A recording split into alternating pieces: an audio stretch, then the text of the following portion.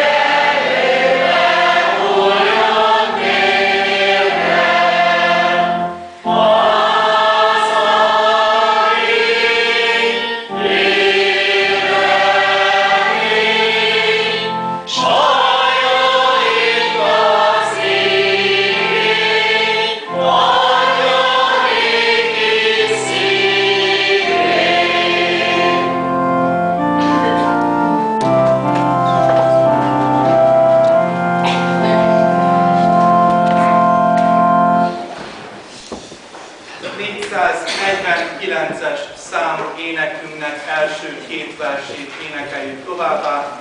449-es számú énekünknek első két versét. Az első vers így kezdődik: Jézus, te égi szép, tündöklő fényű név.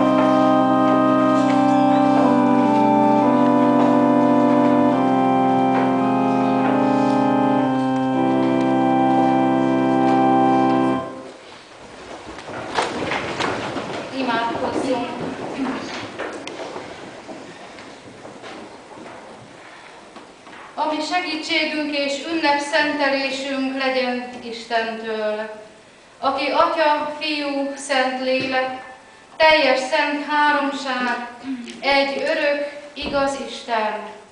Amen. Hallgassátok meg, kedves testvéreim, Istennek szent igéjét, amely által szólni hozzánk az Úr ebben az ünnepi órában, A Lukács írása szerinti Szent Evangélium első részének egy néhány igeversében, míg Istennek szent igéjét a Lukács evangéliuma első részéből olvasni fogom a 26. verstől kezdődőleg, alázatos szívvel, figyelemmel és helyeiteket elfoglalva hallgassátok.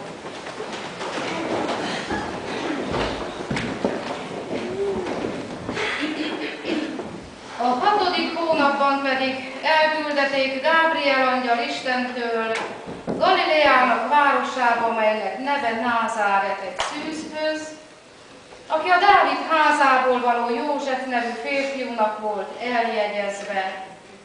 A szűznek neve pedig Mária, és bemenvén az angyal ő hozzá mondanéki: örülj, kegyelembe fogadott, az Úr veled van, áldott vagy te az asszonyok között.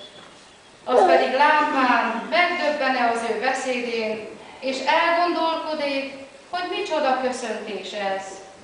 És mondanéki az angyal: ne félj, Mária, mert kegyelmet találtál az Istennél, és imé fogansz a te méhedben, és szülsz fiat, és nevezed az ő nevét Jézusnak.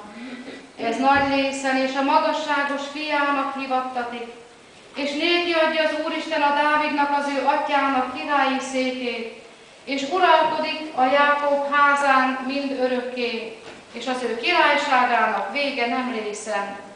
Mondta pedig Mária az angyalnak: mi módon lesz ez, holott én férfiat nem ismerek.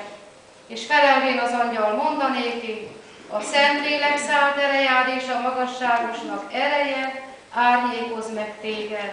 Azért, ami születik is, szentnek hivatik, Isten fiának. És imé Erzsébet, a te rokonod, ő is fogant fiat az ő vénségében, és ez már a 6. hónapja néki, akit meddőnek hívtak.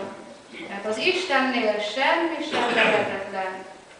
Mondta pedig Mária: én hol az Úrnak szolgálója, legyen nékem a te beszéded szerint. És elméne őtőle az angyal. Kegyelem Istene tegye áldottá az ő igéjét, hogy a mi Urunknak beszéde lakozzék mi bennünk gazdagon, és mi teremjünk sok és áldott gyümölcsöket az ő dicsőségére. Jöjjetek, testvéreim, ezért imádkozzunk.